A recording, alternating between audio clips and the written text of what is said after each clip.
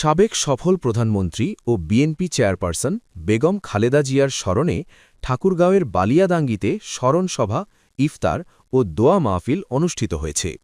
বালিয়াডাঙ্গি প্রতিনিধি মোহাম্মদ কামাল উদ্দিন, ঠাকুরগাঁও। শনিবার ১৪ মার্চ বাদ আসর বালিয়াডাঙ্গি পাইলট মডেল উচ্চ বিদ্যালয় মাঠে এ কর্মসূচির আয়োজন করা হয়।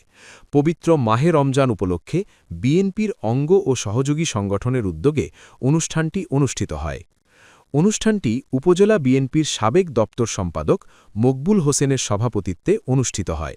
ইফতার মাহফিলে বক্তব্য রাখেন বিএনপির সাবেক সাধারণ সম্পাদক ড টি.এম. মাহবুবুর রহমান এবং সাবেক অবরকালীন সভাপতি সৈয়দ আলম এবং ৮ নং বড়বাড়ি ইউনিয়ন বিএনপির সভাপতি মোহাম্মদ জুলফিকার আলী জিল্লুর।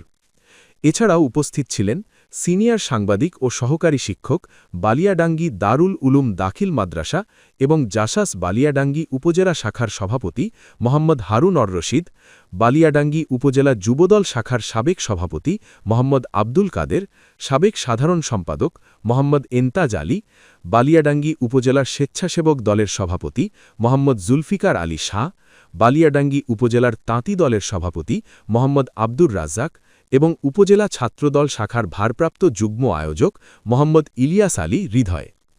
এছাড়াও উপজেলা বিএনপি সহ সকল অঙ্গ ও সহযোগী সংগঠনের প্রায় ৩,০০০ নেতাকর্মী ও সমর্থক ইফতার মাহফিলে উপস্থিত ছিলেন। স্মরণ সভায় বক্তারা বেগম খালেদা জিয়ার রাজনৈতিক জীবন, দেশের গণতন্ত্র রক্ষায় তার অবদান এবং দীর্ঘ সংগ্রামী ভূমিকাকে গভীর শ্রদ্ধার সঙ্গে স্মরণ করেন। পরে তার রুহের মাগফেরাত কামনা করে বিশেষ দোয়া ও মুনাজাত অনুষ্ঠিত হয়। উক্ত দোয়া ও ইফতার মাহফিলের আয়োজন করে বালিয়াডাঙ্গি, ঠাকুরগাঁও উপজেলা বিএনপির সকল অঙ্গ ও সহযোগী সংগঠন। অনুষ্ঠান শেষে উপস্থিত মুসল্লিদের মাঝে ইফতার বিতরণ করা হয়।